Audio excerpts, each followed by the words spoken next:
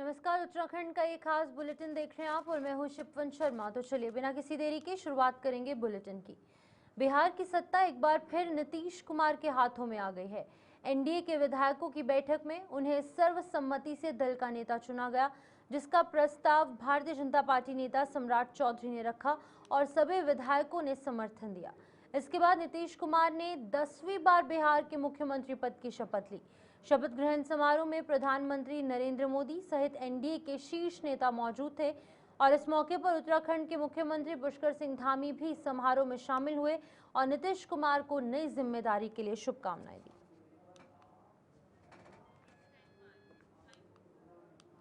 मुख्यमंत्री पुष्कर सिंह धामी के नेतृत्व में उत्तराखंड ने खनन क्षेत्र में उत्कृष्ट सुधार और प्रदर्शन किया है, जिसके परिणाम स्वरूप राज्य को केंद्र सरकार से कुल 200 करोड़ रुपए की प्रोत्साहन राशि प्राप्त हुई।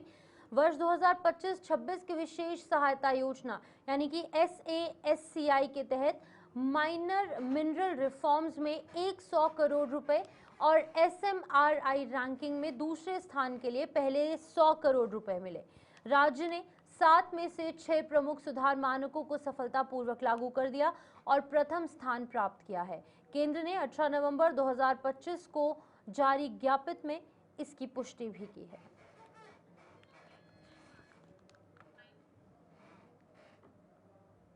उत्तराखंड कांग्रेस ने प्रदेश अध्यक्ष बदलते ही चुनाव संचालन की जिम्मेदारी भी सौंप दी है। भारतीय जनता पार्टी विधायक और प्रवक्ता विनोद चमोली का कहना है कि ये निर्णय चुनाव से काफी पहले लिया गया, जिससे कि पार्टी में असंतोष फैलना शुरू हो गया। हरीश रावत कार्यकर्ताओं को विष पुरुष बता रहे हैं, जबकि हरक सिंह रावत फूके हुए कारतूसों को टिकट न देने की नीति पर जोर दे रहे हैं। नए अध्यक्ष की ताजपोशी पर हरक सिंह रावत ने हरीश रावत का नाम आखिरी में लिया, जिसे कि भारतीय जनता पार्टी ने सोची समझी रणनीति बताया। पार्टी ने ऐसे विवाद चुनावी मजबूती के लिए चिंता का विषय बन चुके हैं। देखिए, आपने अगर उस प्रदर्शन को देखा हो, जब उनके जुलूस आए तो सबके अपने अपने जुलूस आए, वहीं से कांग्रेस का चरित्र और चेहरा साफ हो जाता है। हरक सिंह रावत अपने जुलूस के साथ आए, गणेश गोयल जी अपना अलग चला रहे हैं, प्रीतम सिंह जी का एक अलग फैन फॉलोइंग है जो जौनसार की है, और हरीश रावत जी ही हैं जो हैं वो सब जानते हैं।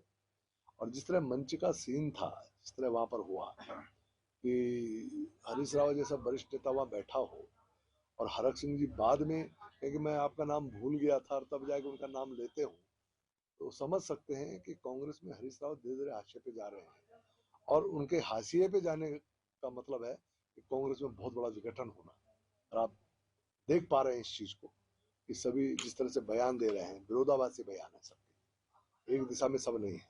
हरीश रावत लोगों को विश्व पुरुष कह रहे हैं। आप कल्पना करिए कि एक संगठन में अध्यक्ष का पदार्पण हो रहा है, अध्यक्ष बैठ रहा है, वहां पर चुनाव संचालन समिति बैठ रही है, वहां पर चुनाव प्रबंधन समिति बैठ रही है, हरीश रावत जैसे प्रदेश के वरिष्ठतम नेता वहां पर है, यशपाल आर्य जी वहां पर नेता प्रतिपक्ष वहां पर बैठे हुए हैं, मंच सजा हुआ है, और उस मंच पर अगर कार्यकर्ताओं को विश्व पुरुष की संज्ञा दी जाती है, आप कभी जाइए ना, उसके डेप्थ में जाइए ना कि अगर कांग्रेस में चल क्या रहा है, हो क्या रहा है, क्या इन विश्व पुरुषों के दम पर कांग्रेस का सरकार में आ सकती है क्या? कहीं हरीश रावत जी कह रहे हैं विश्व पुरुष हैं, कहीं वो विश्व पुरुष कह रहे हैं कि चुके हुए कारतूस हैं। अब इस तरह से कांग्रेस में अभी प्रारंभ नहीं हुआ, ये हालत हो गई। और मैं समझता हूँ बहुत बड़ी गलती कांग्रेस से हो गई, जिन्होंने चुनाव संचालन समिति प्रबंधन समिति साल भर पहले बना दी। ये झगड़े का बहुत बड़ा कारण बनने वाला। ये हमेशा चुनाव के दौरान बनाया जाता है, विवादों को समाप्त करने के लिए बनाया जाता है। इतने लंबे समय तक इन लोगों का नेतृत्व का एक आपस में जो कन्फ्रंटेशन है, ये आगे बढ़ेगा, आप देख लेना। और ये एक विवाद का बहुत बड़ा कारण बनेगा। कांग्रेस ने पहला कदम ही गलत उठा दिया है। अध्यक्ष बदलना था, अध्यक्ष बदल देते, और बाकी लोगों को समायोजित करना था, एआईसीसी में उन्होंने समायोजित किया, करण मेहरा को, औरों को भी कर लेते। लेकिन चुनाव को लेकर जो उन्होंने अभी से कवायद शुरू किया, उसके लिए जो टीम बनाई है, उस टीम में भी उन्होंने 3 अलग अलग नेतृत्व दे दिए हैं। वो तीनों नेतृत्व अपने वर्चस्व की लड़ाई लड़ेंगे। और चौथा जो उनका पितामह भीष्म है, हरीश रावत, जो अपनी लड़ाई लड़ी रहे हैं, जिस प्रकार से वहां की स्थितियां बनी हुई है, मैं समझता हूँ बहुत विघटनकारी है। और आने वाले समय में आप देखना, कांग्रेस के अंदर बहुत बड़ा असंतोष फैलने वाला है, आपस में संघर्ष होने वाला है। और स्वाभाविक तौर पर जब कांग्रेस कमजोर होगी तो भारतीय जनता पार्टी मजबूत होगी, हमको उसका लाभ मिलने वाला है। और हमें जानते हैं कि 2027 में ज्योतिर्मठ प्रखंड के हेलंग उग्रम मोटर मार्ग पर देर रात हुए दर्दनाक सड़क हादसे में एक मैक्स वाहन खाई में गिर गया, जिसमें 3 लोगों की दर्दनाक मौत हो गई। आपको बता दें कि इस वाहन में कुल 5 लोग सवार थे, जिनमें से 2 की घटनास्थल पर मौत हुई। 3 घायलों को अस्पताल ले जाया गया, जहां उपचार के दौरान एक और व्यक्ति ने दम तोड़ दिया। हादसे की पुलिस द्वारा जो है वो यहाँ पर उन्हें सूचना मिली। जैसे ही ये सूचना पुलिस को मिली, तमाम पुलिस, एनडीआरएफ और एसडीआरएफ की टीमें मौके पर पहुंची और मौके पर पहुंचकर रेस्क्यू अभियान चलाया। सभी लोग सलूट गांव के बारात में शामिल होकर लौट रहे थे। घायलों का इलाज अस्पताल में जारी है। देखिए, कल देर शाम में लगभग 7 बजे के आसपास से घटना हुई है। 6:50 के लगभग हमारे कोतवाली जोशीमठ और कंट्रोल रूम को सूचना मिली कि एक गाड़ी गिरते हुए लोगों ने देखी है उर्गम सलूट रोड पे।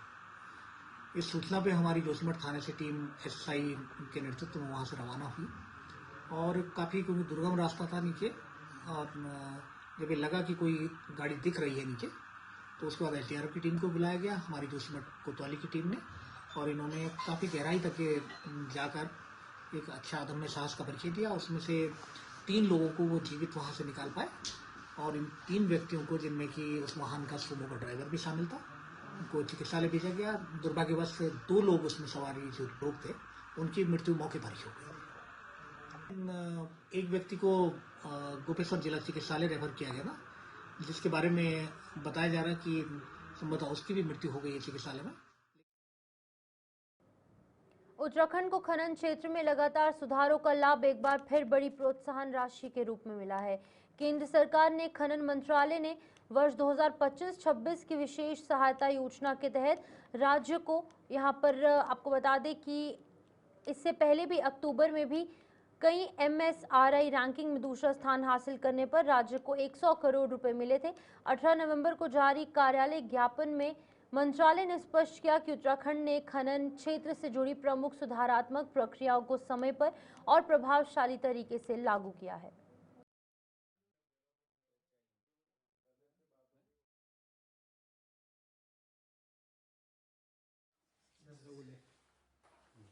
देखिए, भारतीय जनता पार्टी की सरकार और पुष्कर सिंह धामी जी के नेतृत्व में जो चल रही है, उस सरकार का उद्देश्य है कि उत्तराखंड का चहुमुखी विकास करना, और इस विकास के साथ साथ उत्तराखंड का संतुलित विकास हो, चाहे वो खनन का क्षेत्र हो, चाहे वो अन्य क्षेत्र हो। हम एक संतुलित विकास की अवधारणा को लेकर के आगे चले हैं, और इसी के कारण से आज केंद्र से जो उत्तराखंड को खनन कार्यों के प्रति उसको प्रोत्साहन राशि यहाँ पर मिली है, तो इसी संतुलित विकास की अवधारणा को प्रदर्शित करता है। देखिए, भारतीय जनता पार्टी की सरकार उत्तराखंड के युवाओं के प्रति संवेदनशील है, और युवाओं को अधिक से अधिक रोजगार से नियोजन किया जा सके, इसके लिए प्रयासरत है। साथ ही साथ जो हमारे उपनल के कर्मचारी जो हड़ताल पर बैठे हैं, सहानुभूति पूर्वक सरकार उस पर विचार कर रही है। और जो कांग्रेस का आरोप है कि सरकार कुछ नहीं कर रही है, तो हमारा कांग्रेस से कहना है कि पहले अपनी अंदरूनी जो उनकी लड़ाई है, उस लड़ाई से निपट ले, उसके बाद फिर वो सरकार की बात करें। हमारी सरकार उत्तराखंड की डेमोग्राफी किसी भी प्रकार से चेंज न हो, किसी भी प्रकार से इसमें छेड़छाड़ न हो, इस दिशा में पहले से ही कार्य कर रही है। हम जो यहाँ पर अवैध निर्माण हुए हैं, चाहे वो मस्जिदों के निर्माण हुए हैं, चाहे वो अवैध मजार बने हो, उसको लेकर के हम बहुत गंभीर हैं, और इस पर हमारी सरकार ने कार्रवाई भी की है। कांग्रेस की सरकार कब आएगी कब नहीं आएगी ये तो जनता बताएगी, लेकिन इतना अवश्य है कि जो उत्तराखंड का वर्तमान जनमानस है, वो कांग्रेस को लंबे समय तक सरकार में नहीं लाने वाला। देखिए, हरीश रावत जी ने जो कहा है, अब हम किस बात को लेकर के उस पर चले हैं। हरीश रावत जी ने कहा कि कांग्रेस के अंदर 20 पुरुष हैं। हरीश रावत जी ने कहा कि फूके हुए कारतूस हैं। हरीश रावत जी ने कहा कि कारतूस के खोखे हैं। और कांग्रेस क्या क्या अपने कार्यकर्ताओं से कहती है, इस बात को लेकर के भारतीय जनता पार्टी से कोई लेना देना नहीं है। लेकिन ये बात सत्य है कि उत्तराखंड की जनता ने कांग्रेस को नकार दिया है, इसलिए कांग्रेस अपनी अंदरूनी जो गुटबाजी है उससे उबर नहीं पा रही है। हम भारतीय जनता पार्टी जो हमारी सरकार है, ये सरकार उत्तराखंड राष्ट्रगीत वंदे मातरम के 150 वर्ष पूरे होने के अवसर पर भारत सरकार ने 7 नवंबर 2025 से लेकर 7 नवंबर 2026 तक देश भर में कार्यक्रम आयोजित करने का निर्णय लिया है।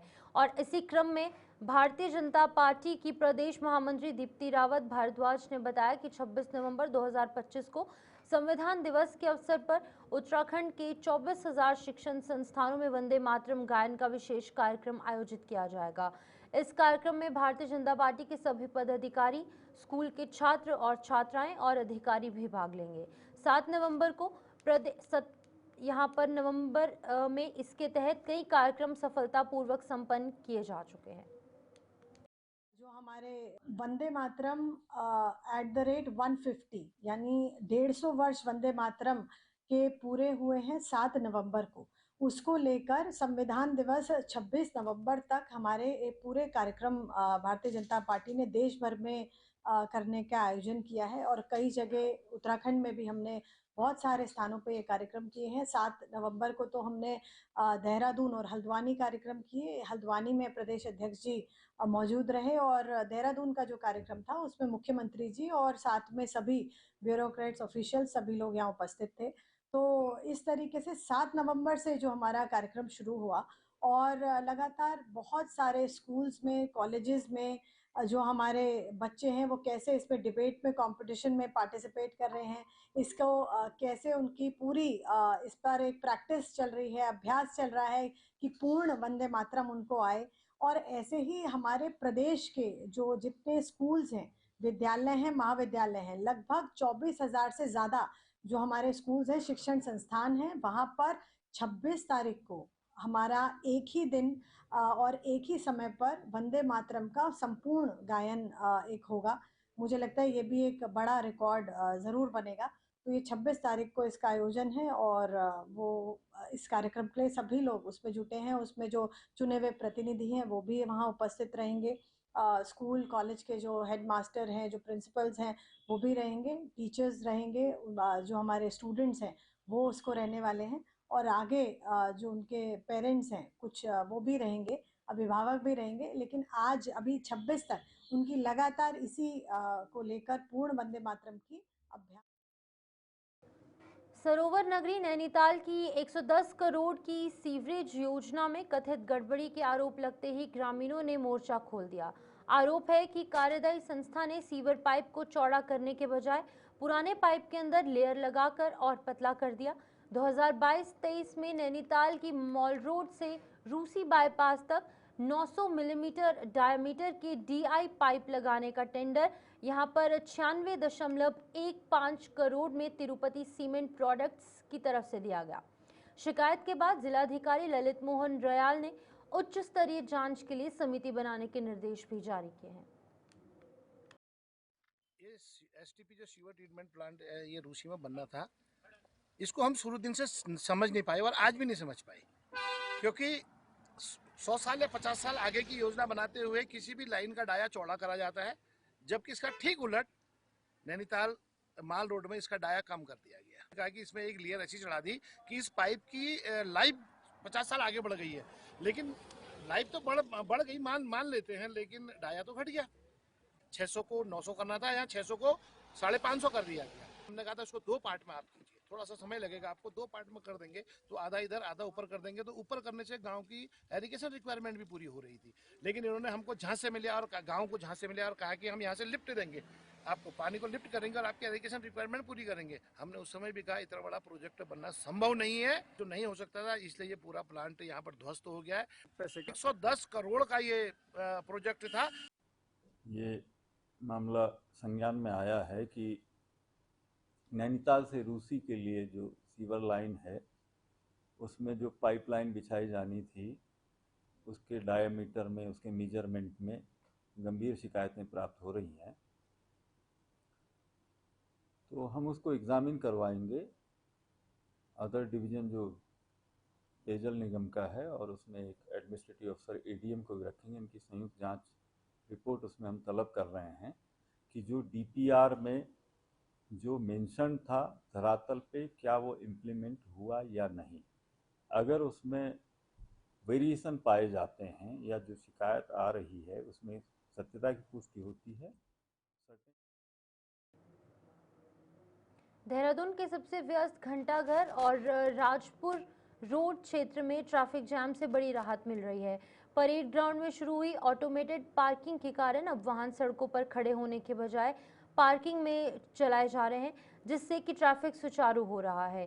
सखी वाहन सेवा ने इस व्यवस्था को और प्रभावी बनाया। लोग पार्किंग से गंतव्य तक आने और जाने के लिए सखी वाहन का उपयोग कर रहे हैं, जिससे कि यातायात दबाव कम हुआ है। 16 अक्टूबर को शुरू हुई इस सुविधा का 25 दिनों में 1000 लोग लाभ ले चुके हैं और जल्द ही सखी के बड़े के अंदर 6 नए वाहन और भी शामिल कर दिए जाएंगे, यानी कि इसके अंदर 6 और वाहनों की नई एंट्री शामिल होगी। पर दिन की शुरुआत से लेकर देर रात तक सबसे ज्यादा व्यस्त रहने वाले घंटाघर क्षेत्र को काफी हद तक जाम से जो है राहत मिल रही है। केवल घंटाघर ही नहीं, राजपुर रोड और सचिवालय तक की रोड भी जो है ट्रैफिक की समस्या से जो कहीं ना कहीं जूझती थी, अब वो समस्या जो है दूर हो चुकी है, क्योंकि लगातार जो ऑटोमेटेड पार्किंग परेड ग्राउंड के बाहर बनाई गई है, वहां पर जो है वाहन घंटाघर क्षेत्र के आसपास के जो है वो सड़कों से वहां पर लगातार जो है पार्क किए जा रहे हैं। और अगर बात करें तो लगातार जो ट्रैफिक कंट्रोल है वो भी अब नियंत्रण में आ रहा है। ऐसे में अगर बात करें तो लगातार जो ट्रैफिक सुधार है उसमें कहीं ना कहीं सुधार देखने को मिल रहा है और जिला प्रशासन की ये मुहिम थी, उसी को लेकर अब कहीं ना कहीं सुधार होता दिखाई दे रहा है और इससे जो है लोग भी कहीं ना कहीं अपने आप को प्रोत्साहित महसूस कर रहे हैं। और जो योजना है कहीं ना कहीं जो सखी योजना है, इसमें प्रशासन जो है अब 6 नए वाहन और खरीदने की अभी कवायद में जुट चुका है। हालांकि अभी 2 वाहन है सखी के जिला प्रशासन के पास। और अगर बात करें तो अभी जो 25 दिन में लगभग 1000 लोगों ने इनमें सफर कर चुका है और जल्दी जो है नए 6 वाहन भी इस बेड़े में शामिल होने वाले हैं। और सुबह 10 बजे से लेकर शाम 6 बजे तक जो ये सेवा है, ये परेड ग्राउंड के पास लोगों की सुविधाओं के लिए उपलब्ध रहती है। देहरादून से कैमरा पर्सन शिवनारायण के साथ अभिनव नायक, गुलिस्तान न्यूज। हरिद्वार में अवैध वाहन एक्सेसरीज की बिक्री पर रोक लगाने के लिए परिवहन विभाग ने आज बड़ा अभियान चलाया। एआरटीओ निखिल शर्मा और नेहा झा के नेतृत्व में टीमों ने शहर की 8 से 9 दुकानों का निरीक्षण किया, जहां पर pressure horns, multi tone hooter, black film, अनधिकृत एलईडी लाइट और फैंसी नंबर प्लेट्स जैसी प्रतिबंधित सामग्री बरामद हुई। अधिकारियों ने दुकानदारों को चेतावनी देते हुए नियमों के पालन के निर्देश दिए। विभाग ने स्पष्ट किया कि ऐसे उपकरण सड़क सुरक्षा के लिए गंभीर खतरा है और इन पर सख्त कार्रवाई जारी रहेगी। वाहन स्वामियों से भी केवल मानक अनुरूप उपकरणों का उपयोग करने की अपील की गई।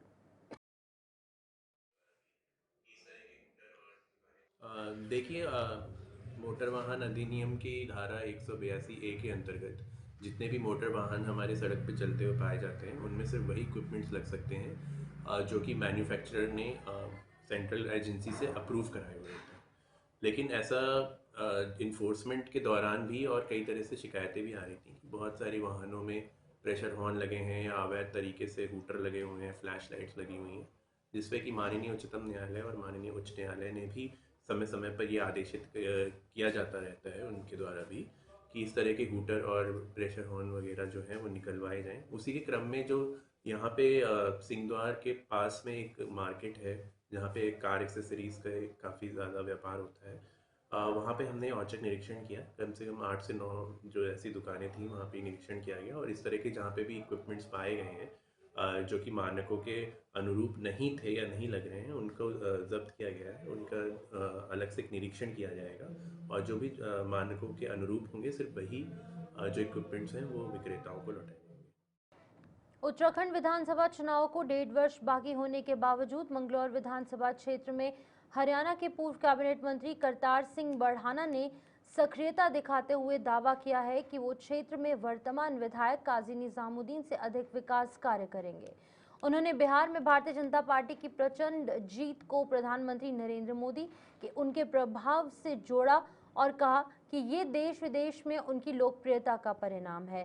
साथ ही उन्होंने कांग्रेस पर वोट चोरी का आरोप लगाते हुए कहा कि हारे हुए लोग ऐसे बयान देते रहते हैं। बढ़ाना ने अपने क्षेत्र में सशक्त उपस्थिति बनाए रखने का संकल्प भी जताया। क्योंकि हर गांव को एक बार यहाँ पे बुला के उनका दर्शन करना, उनकी मंशा को पता करना कि भाई हमें क्या करना चाहिए, कैसा काम करना चाहिए, एक बेटे से, एक अपने बड़े से क्या क्या इच्छाएं होती है समाज में, तो उसका भी पता लगे, काम करने का तरीके का पता चले, लोग क्या चाहते हैं उस बात का पता चले। जैसे अभी एक माई बोल रही थी, भाई हम कलकत्ता से भी आगे के, हम सब कुछ जानते हैं। मैं कि जानते तो वो, पर सच्चाई को नहीं जानते, क्योंकि सच्चाई सच्चाई है। क्योंकि आज जो काम विधायक के कोटे के हैं, उनको अगर वो नहीं करवाना चाहे तो वो नहीं करवाना, दूसरी जगह करवा देता है। और झूठ बोलने मेरी आदत नहीं है, मैंने इसलिए कहा कि जो मैं कर सकता हूँ वो तो हर काम करूंगा, लेकिन जो काम मेरे बस की नहीं है अभी, उसकी मैं हाँ नहीं भरूंगा। आज हिंदुस्तान जो है ना, वो मोदी में है, मोदी में है। मतलब हर आदमी जो है ना, वो प्रधानमंत्री जी से प्यार करता है, हर आदमी उनका सम्मान करता है। और जिस देश का सम्मान तभी बढ़ेगा जब मोदी जैसे प्रधानमंत्री हो। जो सम्मान आज देश का बढ़ रहा है वो उनकी वजह से बढ़ रहा है, और उनका सम्मान जो है ना वो हमें करना जरूरी है, क्योंकि सारे देश जब उनका सम्मान करेगा तभी तो आगे सम्मान मिलेगा। उत्तराखंड हाईकोर्ट ने रुद्रपुर की बहुमूल्य नजूल भूमि के कथित अवैध हस्तांतरण और फ्री होल्डिंग से जुड़े मामले पर सुनवाई करते हुए बड़ा अंतरिम आदेश जारी किया है। कोर्ट ने विवादित भूमि पर किसी भी तरह के निर्माण और विकास कार्यों को अगली सुनवाई तक रोकने के निर्देश दिए, जिससे कि निजी पक्ष द्वारा प्रस्तावित सैकड़ों करोड़ रुपए के मॉल प्रोजेक्ट पर फिलहाल रोक लगा दी गई है। ये याचिका पूर्व नगर निगम सदस्य राम बाबू ने दायर की है, जिसमें कि अधिकारियों और निजी हितधारकों की सांठ-गांठ का आरोप लगाया गया है। याचिका के अनुसार लगभग 4.07 एकड़ नजूल भूमि मूल रूप से जल निकाय थी, जिसे कि अवैध रूप से अब हस्तांतरित कर दिया गया है। तो क्या किया कि 2007 तक उसको अपने फ्री होल्ड के कुछ पॉजिटिव आदेश करवा दिए, और उसके बाद अपना इलाहाबाद हाईकोर्ट से केस ले लिया। तो ये ऐसे ही पड़ा रहा। तो उसके बाद एक अमित नारंग है, उसने सरकार को शिकायत की कि भाई एक तो इसकी ज़मीन जो लमरा के खसरा नंबर 2 में है, वो ज़मीन तालाब की ज़मीन है, उसको किसी के फेवर में फ्री होल्ड नहीं किया जा सकता, और इसका उसमें इलीगल कब्जा था। बजाय इनको इविक्ट करने के सरकार ने इसका फ्री होल्ड कर दिया, पैसे उससे चले। उस समय उस ज़मीन की कीमत थी करीब, इनके कमिश्नर आए थे, उन्होंने वैल्यूएशन करवाया था, और 6 करोड़ करीब उस ज़मीन की कीमत थी। इन्होंने 3,70,000 में ले ली। उसके बाद ये पड़ा रहा। जब शिकायत हुई, शिकायत अमित नारंग और मेरे जो क्लाइंट राम बाबू, इन लोगों ने, एक सांसद वो थे, पार्षद थे वहाँ म्यूनसिपैलिटी के, तो इन्होंने सरकार में दी कि भाई ये हो ही नहीं सकता, ये चीज़ें कैसे हो गई। तो उसकी फिर इंक्वायरी हुई थी। अधिकारियों ने भी नीचे, जो डीएम ने पहले अपनी रिपोर्ट सबमिट की कि नहीं, ये ज़मीन जो है ये फ्री होल्ड नहीं हो सकती, ये गलत हुआ। और इसके बाद इन्होंने कहा कि सन 88 के सर्किल रेट पे ही हम पैसा देंगे। तो 1 करोड़ कुछ रुपया इन्होंने दिया, 1,29 लाख सम अमाउंट इन्होंने दिया। अब इन्होंने एलडीको के एक कंपनी के साथ वो करके इसमें 500-700 करोड़ रुपए का एक मॉल बनाने जा रहे थे। तो हमने कोर्ट में चैलेंज किया। आज कोर्ट ने हमारी बात सुन के उसको स्टे कर दिया है, और ये कह दिया साफ साफ कि कोई कंस्ट्रक्शन अगली तारीख तक कंस्ट्रक्शन नहीं। उत्तराखंड हाईकोर्ट में अपात्र दिव्यांगता प्रमाण पत्रों के जरिए शिक्षा विभाग में आरक्षण लाभ लेने वाले कर्मियों की जांच संबंधित जनहित याचिका पर आज महत्वपूर्ण सुनवाई हुई। वीडियो कॉन्फ्रेंसिंग के माध्यम से पेश हुए शिक्षा विभाग के निदेशक ने बताया कि उनकी नियुक्ति हाल ही में हुई है, इसलिए जांच के लिए समय दिया जाए। कोर्ट ने उन्हें 1 सप्ताह में विस्तृत रिपोर्ट पेश करने के निर्देश दिए और अगली सुनवाई 28 नवंबर तय की गई। वहीं याचिका के आरोप में ये कहा गया कि इस याचिका में आरोप ये लगाए गए हैं कि कई कर्मचारी 2022 की मेडिकल बोर्ड जांच से जानबूझकर अनुपस्थित रहे, जिससे कि प्रमाण पत्रों की प्रामाणिकता पर गंभीर संदेह है। वास्तविक दिव्यांग उम्मीदवारों के हक प्रभावित होने का मुद्दा मुख्य है। आज माननीय उच्च न्यायालय में national federation of the blind की ओर से एक जनहित याचिका की सुनवाई हुई, जिसमें स्टेट में, राज्य में शिक्षा विभाग में कुछ पदोन्नतियां हुई थी, जिसमें कुछ फर्जी दिव्यांग जन पाए गए और इन लोगों ने जो है फर्जी प्रमाण पत्रों के आधार पर जो है प्रमोशन पाए थे। इसको लेकर के हम माननीय उच्च न्यायालय ने सुनवाई की और स्टेट मेडिकल बोर्ड को पिछली बार नोटिस जारी किया। साथ ही आज जो है वर्चुअल वीसी के जरिए दिव्यांग आयुक्त जो है माननीय न्यायालय के समक्ष अपनी बात रख रहे थे, तो उन्होंने अगली 28 तारीख को व्यक्तिगत तौर पर इस पर पूरी रिपोर्ट देने के लिए। सूत्रों के अनुसार राज्य आंदोलनकारी सुरेंद्र कुकरेती को यूकेडी का नया केंद्रीय अध्यक्ष चुन लिया गया है। विशेष अधिकार कमेटी की बैठक में 8 दावेदारों ने एकजुटता दिखाते हुए कुकरेती के नाम पर सहमति जताई। संरक्षक की भूमिका निभा रहे कुकरेती की सक्रियता और संघर्षशील छवि जो है उसको देखते हुए उन्हें 2027 विधानसभा चुनाव से पहले ये जिम्मेदारी सौंपी गई। गुरुवार के विशेष अधिवेशन में औपचारिक घोषणा संभव है। यूकेडी के वरिष्ठ नेता काशी सिंह एरी ने कहा कि ये अधिवेशन आगामी चुनावों की रणनीति तय करेगा। लंबे समय बाद संगठन में एकजुटता दिखी है और पार्टी अब पूरी तरह चुनावी तैयारी में जुटी है। यही है कि कुछ चीज़ें जो पिछले महाधिवेशन में छूट गई थी उसको पूरा करने के लिए ये एक दिवसीय विशेष अधिवेशन है। ये उसी का एक एक्सटेंशन है, उसी का भाग है और उसमें दल ने और दल के नेताओं ने जो तय किया है उसका घोषणा किया जाएगा और दल की भावी रणनीति क्या रहेगी, किन मुद्दों को लेके हम आंदोलन करेंगे, कैसे इस दल को आगे बढ़ाएंगे, इन तमाम सारे विषयों पर कल चर्चा होगी और उसके बाद ही ये अधिवेशन। हरिद्वार पुलिस की जीरो टॉलरेंस नीति फिर कारगर साबित हुई। रुड़की क्षेत्र में बंद घरों से चोरी करने वाले शातिर चोर आकाश शर्मा को गिरफ्तार किया गया।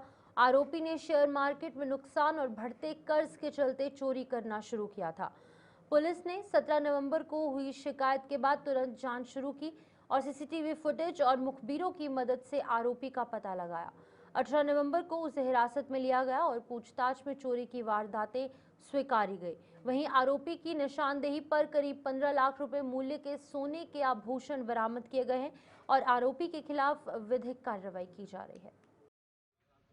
थाना रुड़की में 7 तारीख को एक तहरीर मिली थी जिसमें वादिनी ने ये बोला था कि रात के समय उसके घर से जब वो घर पे नहीं थे तो करीब 15-16 लाख का सामान, आभूषण और नगद सामान चोरी हो गया है। तो इस सूचना पर पुलिस ने तुरंत मुकदमा दर्ज किया, टीमें बनाई गई और टीमों ने लगातार काम किया। तो सीसीटीवी में उस पर्टिकुलर समय में एक संदिग्ध व्यक्ति मिला था। उसके बारे में और डिटेल से काम करने पर थाने ने एक आकाश शर्मा नाम के व्यक्ति को पकड़ा, जिसने सख्ती से पूछताछ करने पर अपने जुर्म को कबूला। और अच्छी बात यह कि जितना माल उस चोरी में गया था वो सारा का सारा रिकवर हो गया। चोर जो है वो शेयर मार्केट में पैसा लगाने का आदी है। वहाँ घाटा होने पर कहता है कि मैं चोरी से इसको भरपाई करने का प्रयास कर रहा था। तो थाना रुड़की ने एक अच्छा काम करके इसके लिए सब लोग बधाई के पात्र हैं। चलिए फिलहाल बुलेटिन में इतना ही, दीजिए इजाजत। तमाम अपडेट्स के लिए आप जुड़े रहिए गुलिस्तान न्यूज़ के साथ। नमस्कार।